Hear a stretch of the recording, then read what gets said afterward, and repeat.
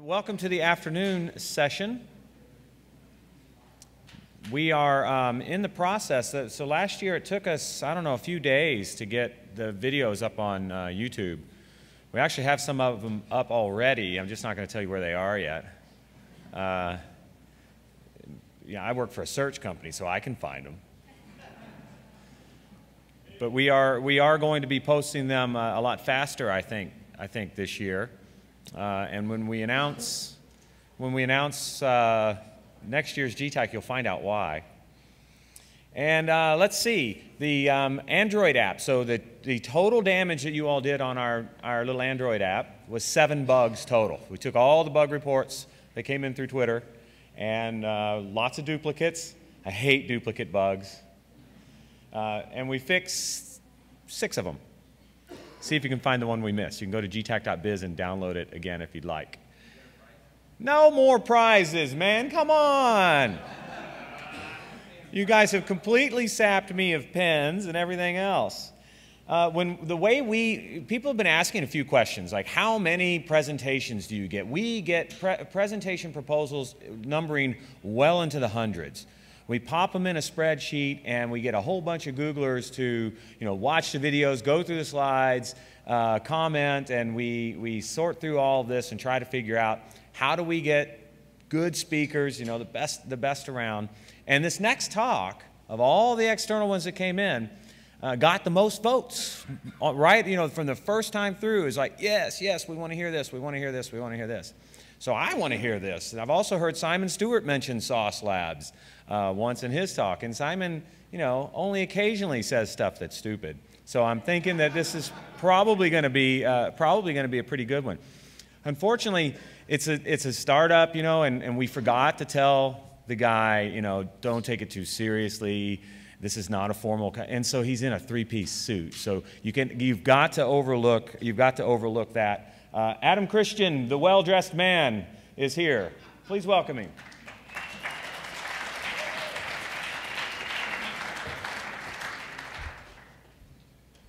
I really wanted to wear a 3-piece suit, but I've done that at conferences before, and shockingly, nobody took me seriously, so this is what I wound up with. So I work at Sauce Labs. This was a complete side project that I worked on till 3, 4 in the morning for a few months. And sort of a hobby, but it's something really deep to my heart because I've been working on crazy testing tools for quite a while now. So I feel really home here at GTAC. This is my first one I've been to. I really didn't know what to expect, and the conversations that I've had with a lot of you have been pretty incredible. Compared to a lot of the other conferences I've been to where testing is sort of just like this side thought, this has been really awesome, and sort of reminded me a little bit of the Selenium conference, but even more sort of into the ideals behind why we test and how we do it. And a lot of people are so interesting, which is exciting to me. I write mostly JavaScript at Sauce Labs, so I'm a web developer turned tester turned back to web developer. So this talk, it started out as a raw technology talk. And now it's sort of turned into a technology and my beliefs on how we should do this sort of talk. So bear with me as I sort of switch back and forth. A little bit of the history of this whole thing is that in 2007, we announced a project called Windmill, which was a sort of Selenium competitor, but all written in Python. Everything was tests were in Python. We made a lot of decisions, so this is how you have to do it. And the one part of that project that just got so much pushback was the fact that we made everybody write their tests in Python, and we wound up bolting on a whole JavaScript framework onto that. And at that time, I went, wow, interesting. People really care about this. So I guess, 2 years ago, NodeJS appeared. And the first testing-related thing with NodeJS I saw was Soda from LearnBoost. Node drives browsers. And I went, wow, this is really interesting because I like to write everything in JavaScript. So I played around with that, but that was Selenium 1. And then WebDriver comes out. They start talking about things like mobile, and I met Simon and all of this stuff. And I went, this has a lot of steam. This is pretty exciting. And then I saw JS-DOM, which is a library for Node, which allows you to have essentially a browser, a DOM structure inside the V8. or on top of next to V8 and have that communication loop be really fast. And I thought, that is really cool, not actually having a browser. There were things like that, but the performance was starting to look really incredible. So I realized all of a sudden that if I write a test in JavaScript, each of these different platforms that I want to deal with, I have to write a new test for each one, because they act a little bit differently. And I thought, I should put a layer on top of that. And this all grew out of that. So the idea was essentially standing in the shower going, why can't I write one test that works everywhere? And as I'm working as a developer, I launch browsers like crazy, and I really wanted a super fast way to launch and interact with browsers from the command line without really having to install or run anything on my machine. So the breakdown is the what. Does my JavaScript work there? And there is all kinds of places now. There's a new JavaScript platform announced every day. And the beauty is that JavaScript is continuing to grow its reach. Every time I turn around, there's some new interesting device that has a JavaScript interpreter on it, because so many smart people are working on making that fast. And so my conclusion was a common JavaScript execution API. And you'll see a little bit more about what that means. So this is actually a totally new thing. And I was thinking, with all these awesome new technologies that are coming out, why am I ever going to need a desktop app? I mean, as a developer, you can come up with a lot of reasons, but I think for a lot of people, at some point, this is going to be what your desktop looks like. And I really hope that's the case. So I think we're moving that direction. I use browsers as apps. I have, multiple instances of like 5 browsers open all the time. And having a lot of instances of the same browser open, they start to act a little bit weird. And they're not really designed for you to have a whole lot of instances of them up. And obviously, we know that apps shouldn't crash each other. So why should browsers crash each other? If I have 5 windows open and Firefox dies, or Chrome dies, or Safari dies, I'm really frustrated, because the one problem caused all of these other things to go away, which I was in mid-stride with. So I want to have multiple instances of all my browsers. So that's sort of just a call to action that we need to think about. This is the way we're going, and how do we solve these problems? Because I don't want a desktop icon on an icon on my desktop for every web app I use.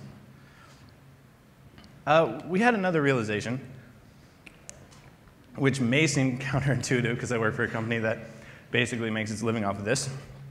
But clicking and typing, it's brittle, and I find it frustrating. And as a web developer, I know how my app works. I don't need to pretend to be user simulating events for clicking on things. I know exactly what function they're going to call. So how does this fit? Well, Jellyfish, you could say, it's a standalone Node.js web framework that does all this crazy stuff. Or if you are really concentrated on WebDriver, you can say it's a really simple, nice Node.js API for driving WebDriver. And we've seen that WebDriver is going all kinds of places, so everything that they add, I get for free. So I got a little demo for you that sort of demonstrates a little bit of the mindset that went into when I was building this. And I call this the browser dance. And this is just sort of a conceptual idea here. So I run a Node script.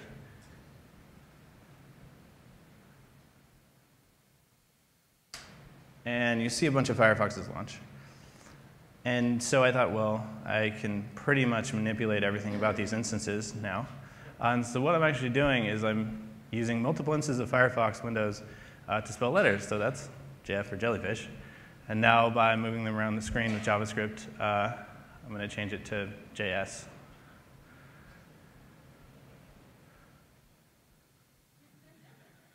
I know, right? Ridiculous. But that's the thing we can do now, which is so cool. All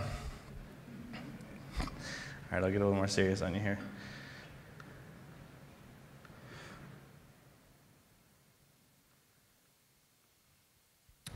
So what are people using it for? Local browser scripting.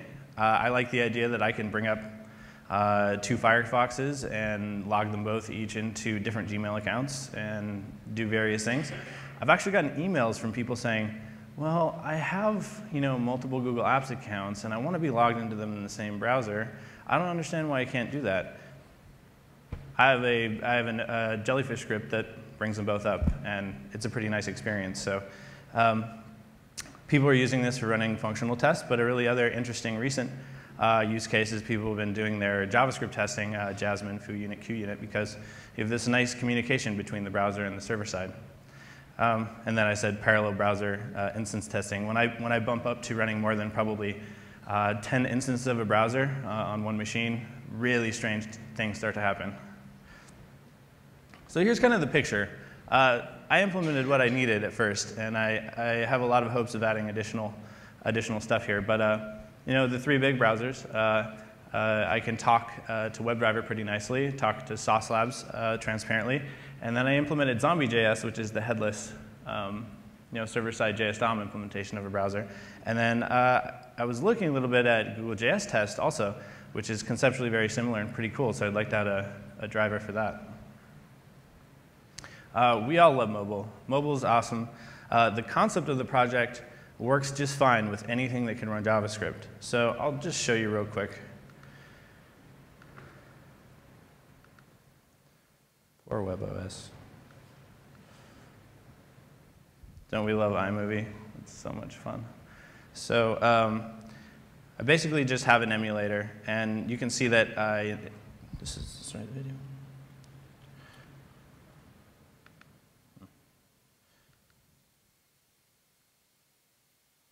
So yeah, so that's the WebOS emulator, and I have a command line there where I'm talking directly to the JavaScript on the page, and the internet connection is going pretty slow here, but simply, I'll tell you a little bit more about the architecture, but I basically have this pipeline between Node and the JavaScript running inside the browser window. So I can just sit on my command line and just run JavaScript. The API lets me run, you know, JavaScript from a URL, JavaScript from a file, and then any local JavaScript that I want to run.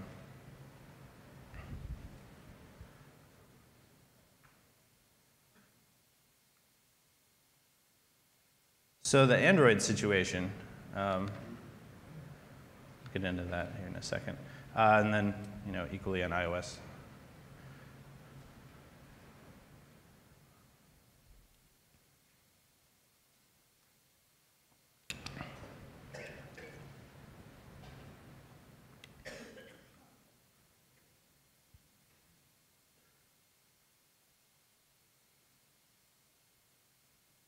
I'm just writing a little JavaScript here, providing it a callback, and then when that's returned, it'll asynchronously give me some results there. So you get the idea. I really want to spend a lot of time concentrating on Android, and I've been looking into this situation, and the new Android driver stuff is pretty cool, but it's still so slow, and so recently I've been hacking a little bit on Android x86 because when I want to run some JS in Android, I want to do it now, you know. So if anybody has ideas on how to make this fast, please come talk to me. So how do you use it? It's pretty simple. You install NodeJS. You type npm install Jellyfish. And then you, from the command line, can run Jellyfish and then the target. All of these will give you a shell, and you can directly interact with the browser from there. So here's what a really simple script looks like. This is a headless zombie script. The API looks a little bit familiar because it's influenced by, you know, a bunch of projects that you've probably all used. I use the built-in assert require in Node, which does some pretty nice stuff there. So, WebDriver. When I started this project, I couldn't drive WebDriver from Node, and so now I've seen the WebDriver JS API. That's pretty cool stuff.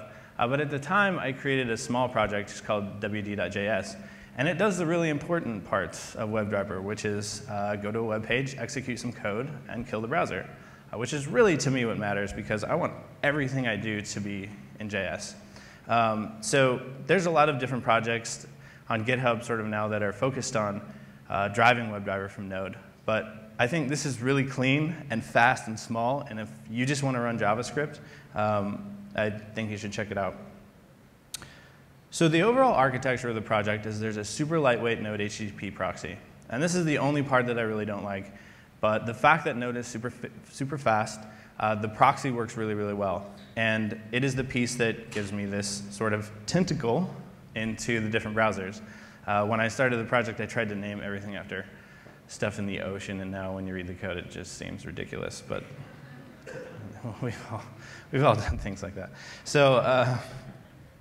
So there's environment definition. So for each of the things that I want to run JavaScript in, I just define how to start it on the system, how to stop it, and how I run JavaScript there. So the base API right now is browser.js, environment.js, a JS file, or JS URL, which is nice because if I'm trying to run this on an SSH connection and I want to run it in Zombie real fast just to make sure my JavaScript isn't broken, I can put all my tests in some HTTP location. I can run them with Jellyfish on the machine. Somebody pointed out and wrote in and said, well, why don't you just make .js figure out what's being passed in, and then you only need one method? And that's a pretty cool idea, so I'm working on that. Should be up pretty soon. So here's the architecture picture. You've got Node, and it talks to Jellyfish. Jellyfish either runs the service directly, starts it, and then starts running code directly, or it brings up a proxy and points the browser through the proxy. The main problem is that we're kind of hacking on the HTTPS implementation, which brings us back to like Windmill and Selenium One Land. But the difference is that that stuff is actually coming along a lot faster in Node and is working pretty nicely. So I'll give you some demos of the stuff that I've done with this locally.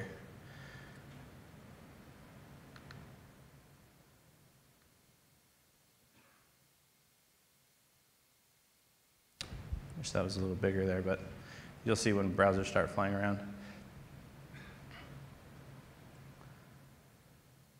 So I bring up a whole bunch of instances of Firefox, and I'm going to have these each run some local JavaScript and JavaScript from a remote URL. So you can see it's really, really fast. It launches these super quick, gets a proxy set up for each of them individually, and especially when you have something on localhost, it's just zooming fast. That whole thing took, 10 seconds.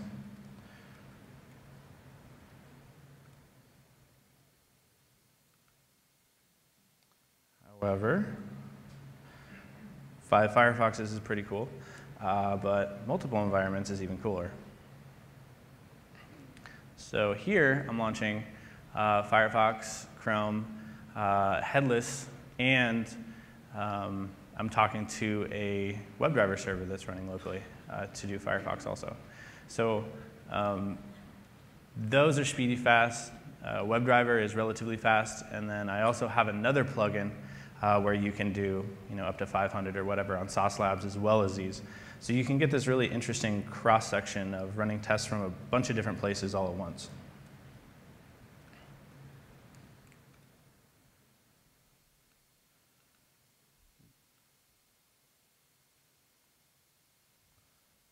And the last demo here is having many of each running all in parallel on different environments.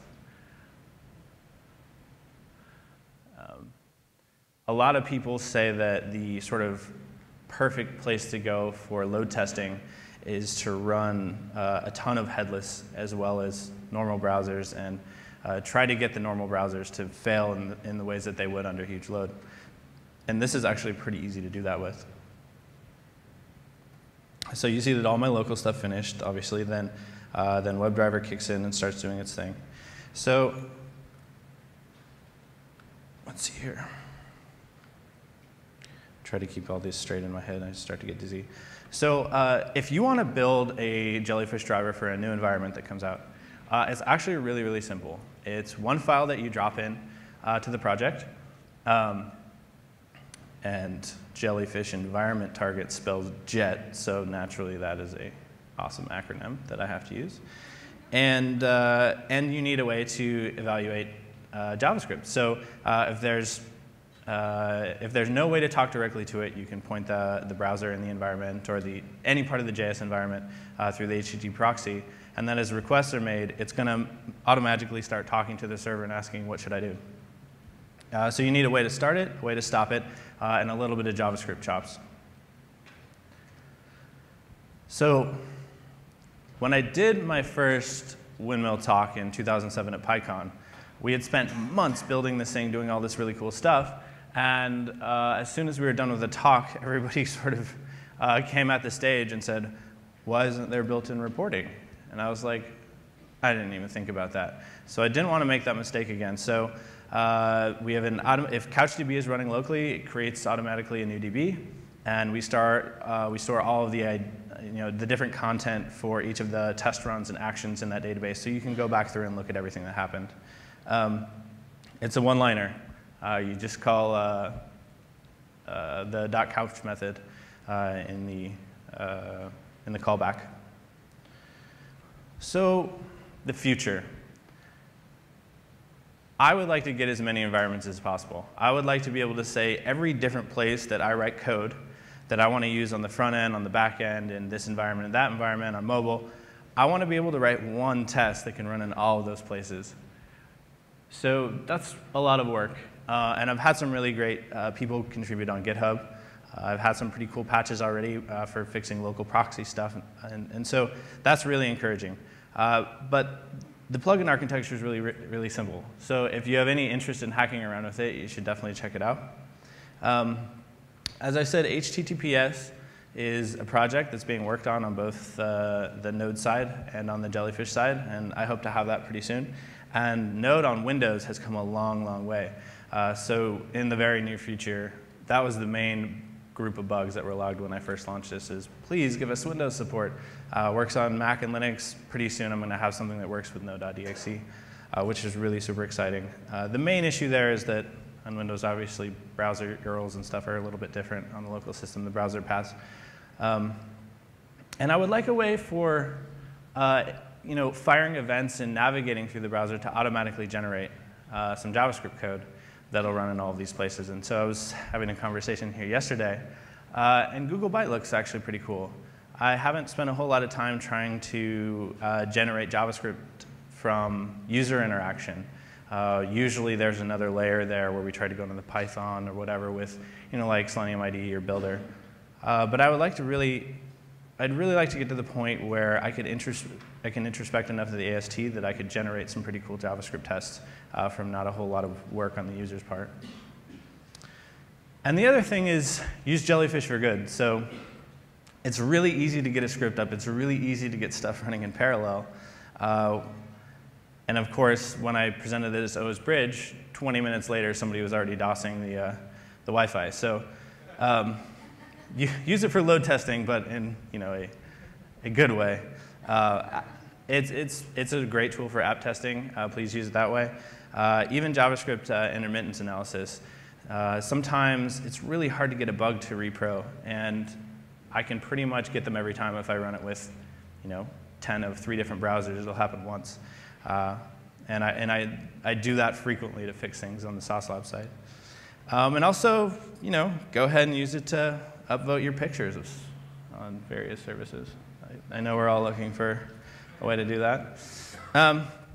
So back to the point of the whole thing is I literally want us to be able to run JavaScript everywhere. And making that easy and happen, whether you do it with this tool, whether you do it with WebDriver, whether you do it with whatever you're doing with it, we should all keep in mind that we're dealing with one common platform here. There should be an easy way for us to know that our code works there. So help me make Jellyfish awesome, or contribute to the cause in whatever way you can. This is a big part of the future of our industry. And also, Sauce thanks you, because we try to give back to open source and throw meetups and have fun things happen in the community. And everyone has been so awesome about it. The Google promotion of testing, which I didn't notice back in 2007 when I was going around the country trying to talk about how you should test, and people thought I was crazy. All of this attention been given to it, and all of this very professional seriousness is really, really helping. So we need to keep doing this. And all of the massive input from people. I don't have to preach to you guys that testing is important. You're obviously here. But everywhere we go, we have to keep that in mind, because it's really important for our quality and our experience on the web and as developers. And all of the WebDriver work is obviously really super cool. That's driven by Simon, and we really appreciate all his efforts and everybody who's contributed to that. I personally really believe in the automation standards dream. When I started working on browser automation, my first reaction was, why isn't this already a thing built into all the browsers? So seeing that moving along is really super exciting. This isn't actually a shameless plug. It's kind of a shameless plug, but we did a lot of talking about what documentation should be like, because in browser automation, documentation is this really frustrating thing. It's never quite right, it's never quite intuitive, and even the hello worlds don't really get you up and running. So we built something conceptually we think is how the doc should go.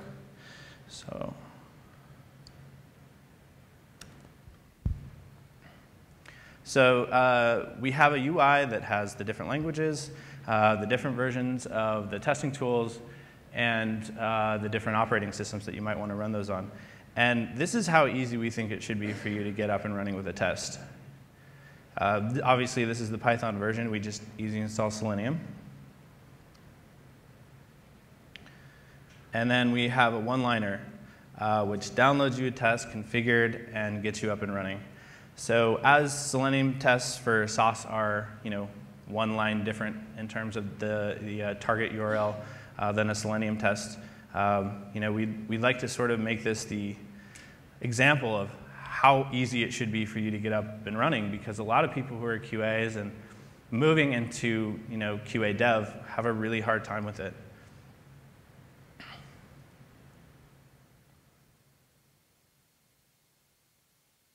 So obviously, it's a really super simple WebDriver test, but you got to get started somewhere.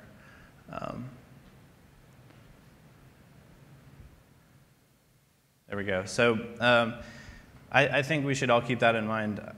I don't think people talk enough about documentation. We're all here building these really cool tools. They're very interesting and complicated, but they're never as easy to get started with as you think. So I think everybody needs to keep that in mind.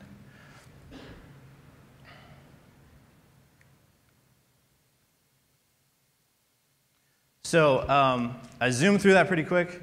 There's a lot of content there. I wanted to make sure that I got through all my slides. But I'm happy to answer any questions. I'm going to be around for the rest of the day, hanging out with my laptop. If anybody wants to come talk to me or whatever, let's do it. All of this is up at jelly.io as a sort of splash landing page. But all of the code and all of the wiki docs that I've written, that's all up on GitHub. It's free to use. And I've got a Twitter account, so I tweet whenever I'm places doing stuff with that. So yeah, get in touch. Open source. Do it. Thanks so much.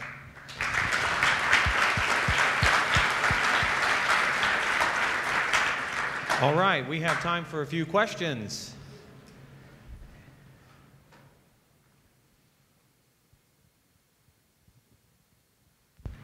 Thanks a lot for your talk.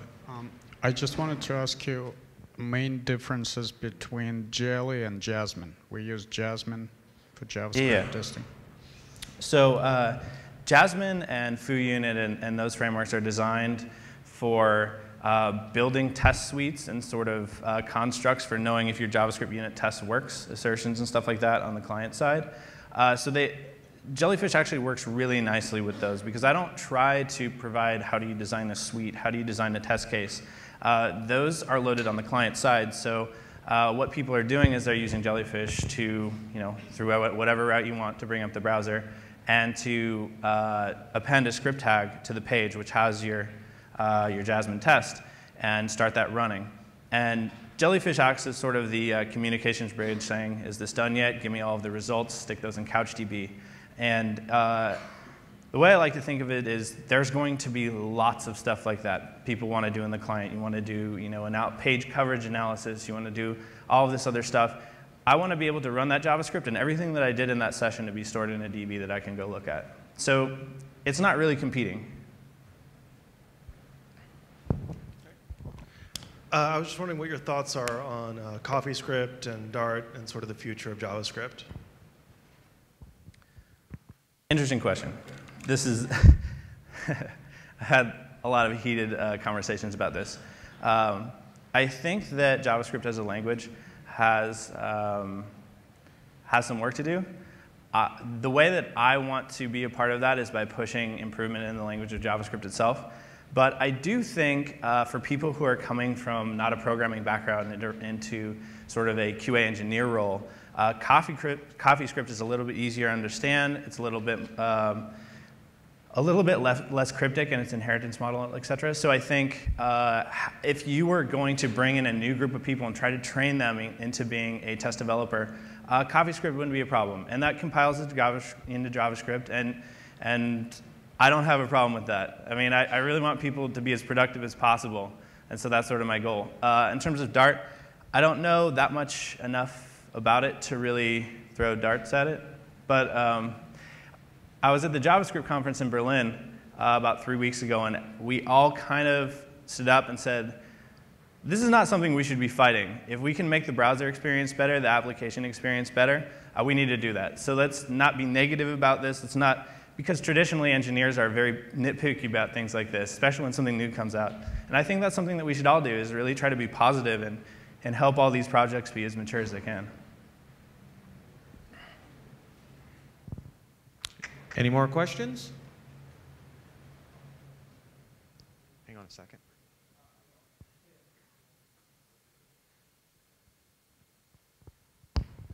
So the question I had was Node.js, Jellyfish, any plans for remote capabilities, being able to kick off jobs remotely to load up a web page, and et cetera?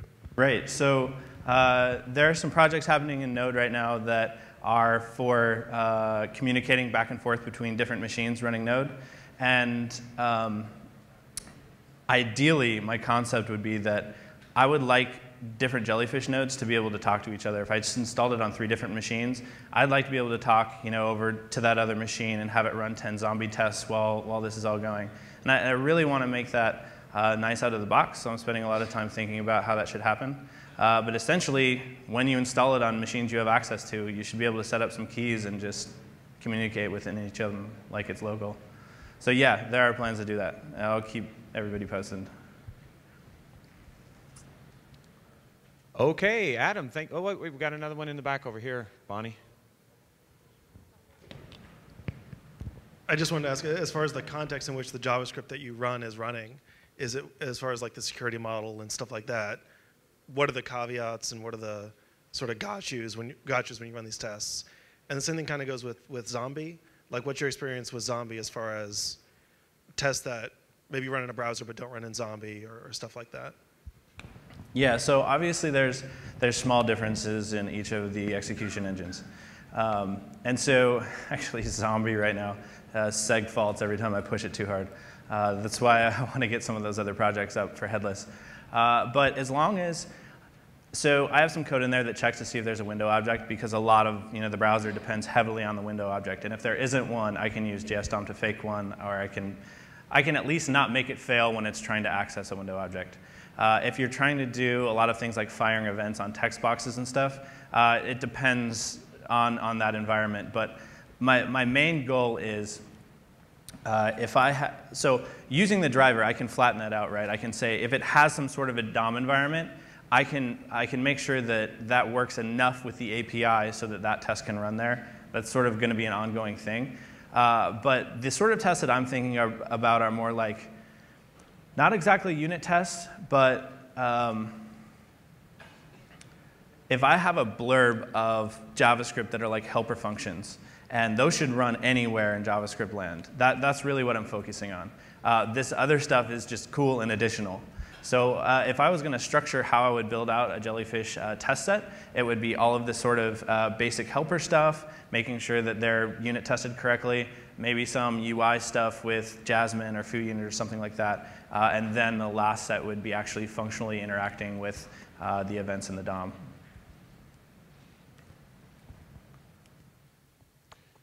Okay, Adam, let's all thank Adam. That was an excellent presentation.